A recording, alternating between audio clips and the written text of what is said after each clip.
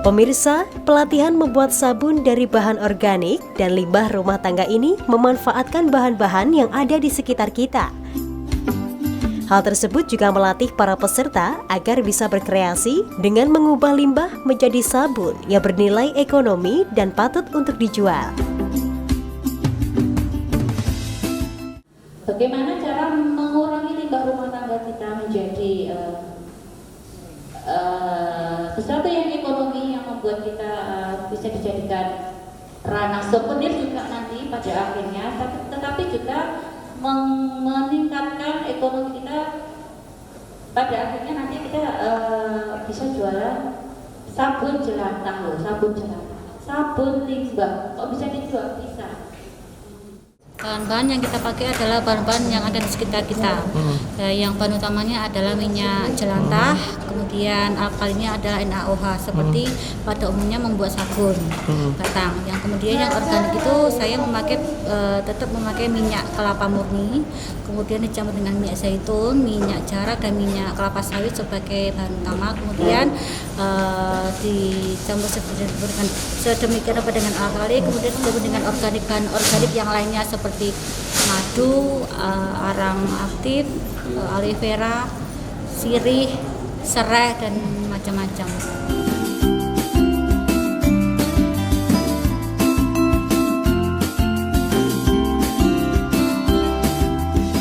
Para peserta juga melakukan praktek pembuatan sabun ini.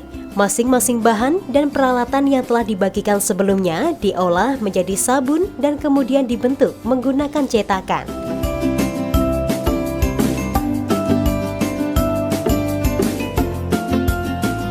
Para peserta juga diberi materi terkait bahan dan alat yang digunakan.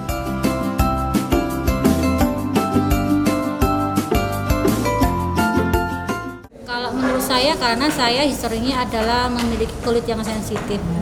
Karena saya memiliki kulit yang sensitif, kemudian saya memakai cara alternatif membuat sabun saya sendiri sebagai alternatif memiliki kulit sehat untuk konsumsi pribadi sebenarnya, Mas. Kemudian dari beberapa dekade ini permintaan dari sabun organik dari teman-teman juga akhirnya mereka juga istilahnya ikut-ikutan untuk hidup sehat, memakai sabun organik seperti saya.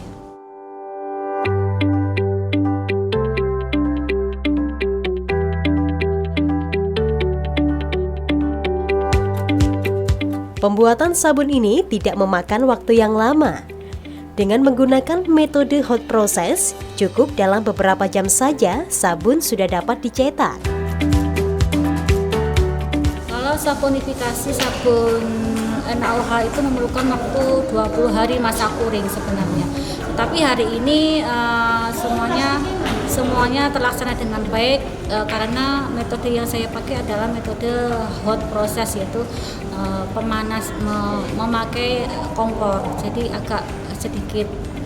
jaraknya agak sedikit dekat daripada proses yang dingin. Jadi agak cepat, Mas, kalau proses ini.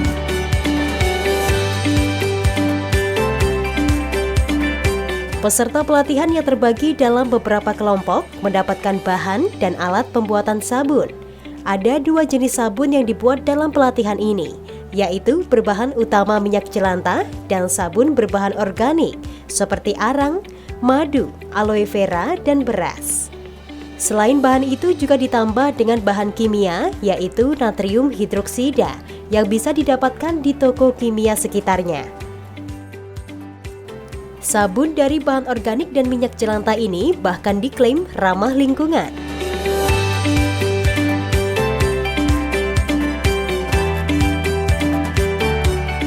Inginnya dari acara ini para peserta bisa memanfaatkan limbah rumah tangga mereka untuk dijadikan sabun cuci sebagai alternatif beralih ke sabun jelantah daripada sabun deterjen.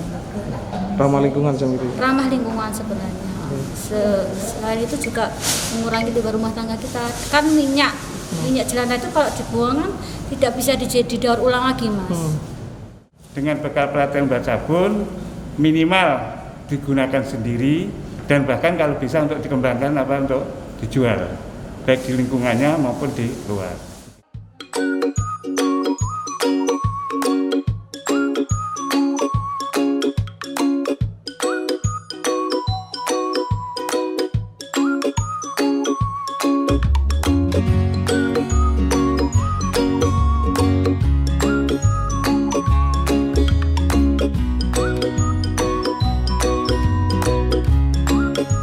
Antusiasme terlihat dalam pelatihan ini saat Ketua TP PKK Kota Kediri yang akrab disapa Bunda V juga terlibat aktif dalam membuat sabun.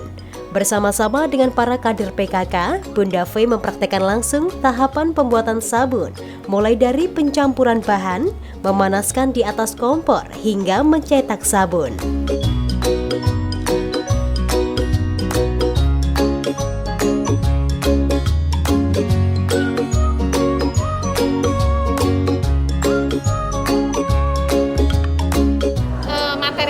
Bagus, pembuatan sabun organik. Jadi di Kota Kediri ini saya belum melihat malah ada produsen sabun organik. Padahal demand-nya di pasar itu sangat besar. Dan yang paling bagus itu bahwa sabun organik ini sangat bisa dibuat di rumah.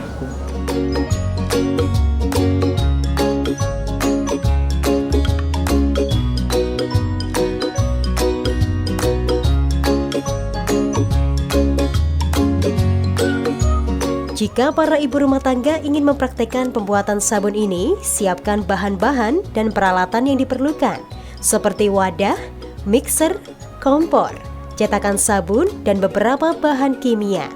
Dan pastikan takaran yang tercampur sesuai agar mampu menghasilkan sabun dengan kualitas maksimal. Pembuatan sabun berbahan minyak jelantah dilakukan melalui mekanisme perendaman biji kopi hingga beberapa jam. Perendaman dimaksudkan untuk penyerapan racun yang ada di dalam kandungan minyak jelantah.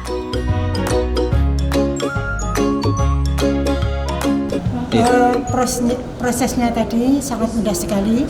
Jadi kalau ibu-ibu biasanya kan sering berkecimpung di dapur, jadi lebih cepat tanggap. Jadi pembuatannya mudah. Harapannya ke depan ibu-ibu bisa memanfaatkan limbah yang ada di rumah tangga kita masing-masing, sehingga kita mengurangi pengeluaran rumah tangga itu, sehingga mudah-mudahan dapat bisa itu loh, untuk income ya, penambahan untuk pemasukan keluarga.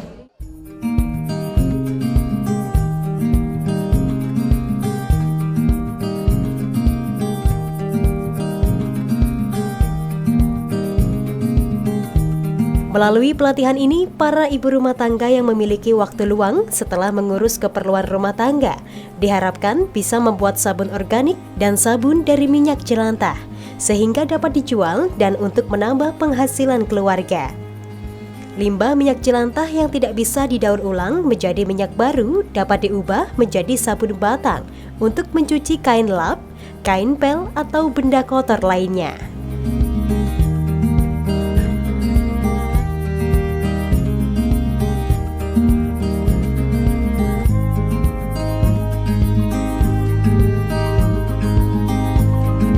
Bagus untuk kedepannya ya, untuk ibu-ibu rumah tangga yang minyak jelantahnya banyak itu bisa digunakan tanpa dibuang atau dikemanakan. Soalnya saya juga biasa banyak minyak jelantah itu. Jadi pemanfaatnya sangat berguna ya? Sangat berguna sekali.